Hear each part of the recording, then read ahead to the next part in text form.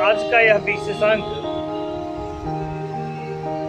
हमारे घर में हमारे प्यारे बच्चों को समर्पित है।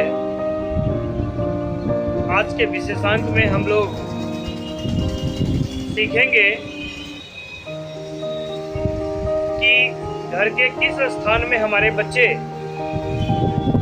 पढ़ाई करते हैं तो उसका पाठ्यक्रम का पाठ्यकाल जो होगा, पाठ्य जीवन जो होगा, वह कैसे निर्बाध गति से जारी रहेगा, यानी कि बिना रोक टोक के वे कैसे अपनी पढ़ाई पूरी कर पाएंगे। आज का विशेषांक इसी पर समर्पित है। आज के विशेषांक का मुख्य बिंदु है कि कैसे हमारे बच्चे जीवन में टॉप करते रहें, कैसे अपने जीवन में टॉपर बने रहें। किस स्थान पर बैठ करके वे पढ़ाई करते हैं तो वह आजीवन टॉपर बनेंगे। आज के विशेषांक का मुख्य आकर्षण यही है। आइए जानने का प्रयास करते हैं। रामचरितमानस में एक जगह वर्णन है, पूत सपूत तक्युधन संचय, अपूत कपूत तक्युधन संचय। पूत यदि हमारा सपूत हो गया तो धन संचय करने की कोई जरूरत नहीं है, और यदि पूत कपूत हो गया तब भी धन संचय करने की कोई जरूरत नहीं है। दोनों स्थिति में धन संचय करने की मनाही है। आइए हम लोग प्रयास करें कि हमारा पूत सपूत हो, हमारे कुल प्रतिष्ठा का, कुल की प्रतिष्ठा का वह एक बहुत बड़ा सिंबल हो, वह मानवता के लिए आदर्श हो। ऐसा हम लोग स्थापित करने का प्रयास करते हैं और जानने का प्रयास करते हैं कि वास्तुशास्त्र के अनुसार हमारा बच्चा घर के किस कोने में बैठ करके पढ़ेगा तो उसका जीवन निर्बाध गति से, उसकी पढ़ाई उसके बाल्यकाल में संपन्न हो जाएगी। और फिर किस कोने में बैठकर पढ़ेगा वास्तुशास्त्र के अनुसार तो वह जीवन में टॉप करता जाएगा। आइए इसको समझने का प्रयास करते हैं। वास्तुशास्त्र के अनुसार वायव्य कोण में बच्चों के अध्ययन कक्ष की मनाही की गई। यदि वायव्य कोण में अध्ययन कक्ष हम बनाते हैं, क्योंकि उसके स्वामी वरुण देव हैं, हनुमान जी हैं, वहां वायु चंचल स्थिति में होती है। बच्चा जब पढ़ने बैठेगा तो उसका ध्यान हमेशा भटकता रहेगा, वो बहुत चंचलता को प्राप्त करेगा और उसकी पढ़ाई निर्बाध गति से नहीं हो पाएगी। वास्तुशास्त्र कहता है कि वायव्य कोण यानी कि उत्तर पश्चिम के कोने में अध्ययन कक्ष नहीं होना चाहिए। यदि हमारा बाल्य आग्नेय कोण में बैठकर पढ़ता है, जिसके स्वामी शुक्राचार्य हैं, तो बच्चा अति क्रोधी होगा, अति उग्र होगा, वहाँ उसको पढ़ने में मन नहीं लगेगा, बात बात में चिड़चिड़ापन दिखेगा, बात बात में वह गुस्सा करेगा। यह कोण भी अध्ययन कक्ष के लिए वास्तुशास्त्र में उपयुक्त नहीं माना गया।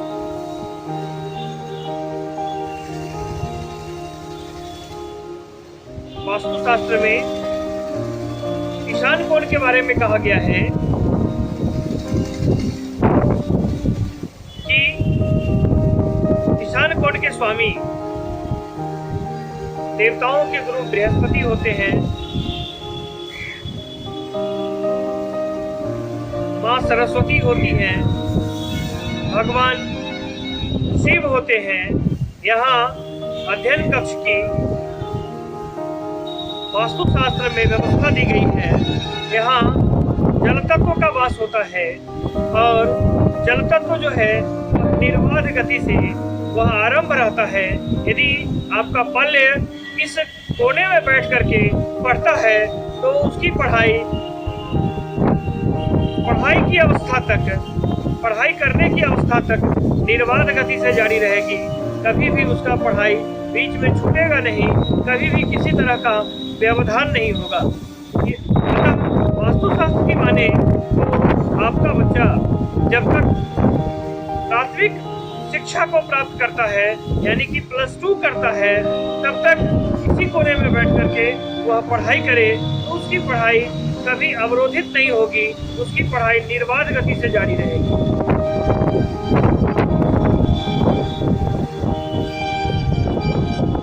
जब प्राथमिक शिक्षा कोई बच्चा पूरी कर लेता है, तब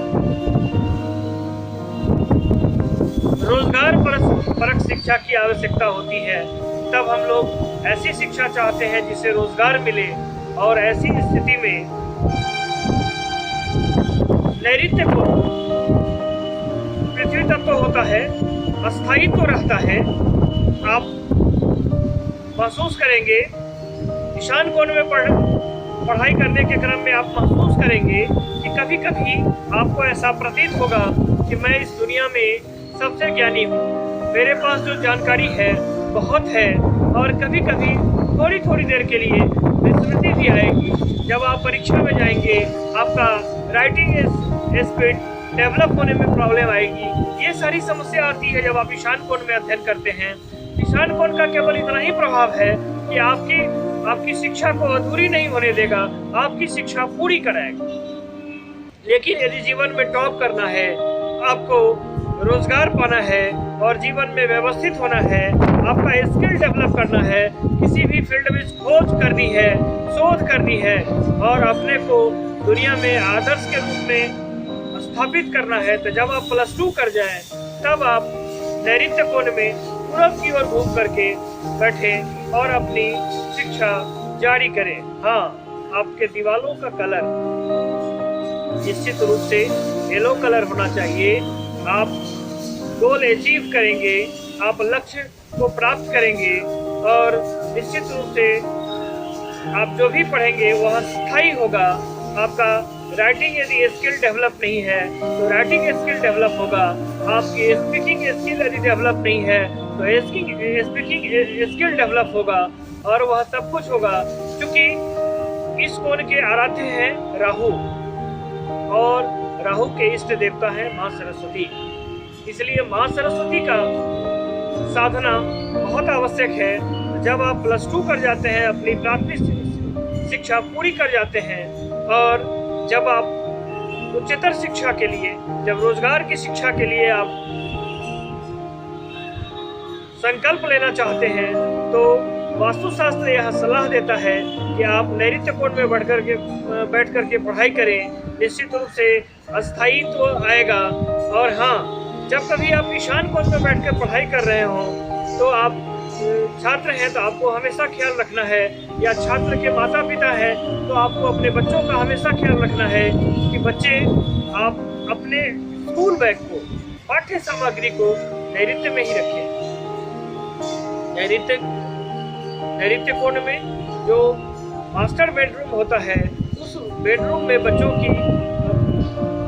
का अध्ययन कक्ष भी होना चाहिए, और अध्ययन कक्ष पूरब की ओर घूम करके बच्चे अध्ययन करें, और सामने का दीवार यदि पीला कलर से रंगा हुआ हो तो लक्ष्य भेदन निश्चित रूप से होता है।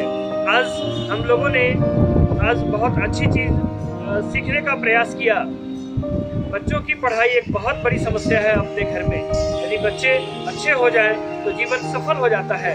मुझे विश्वास है आप इन नुस्खों को अपनाएंगे, आपके बच्चे निर्बाध गति से पढ़ेंगे और जीवन में व्यवस्थित होंगे। इन्हीं शुभकामनाओं के साथ फिर मिलेंगे नए एपिसोड में। तब तक के लिए जय हिंद।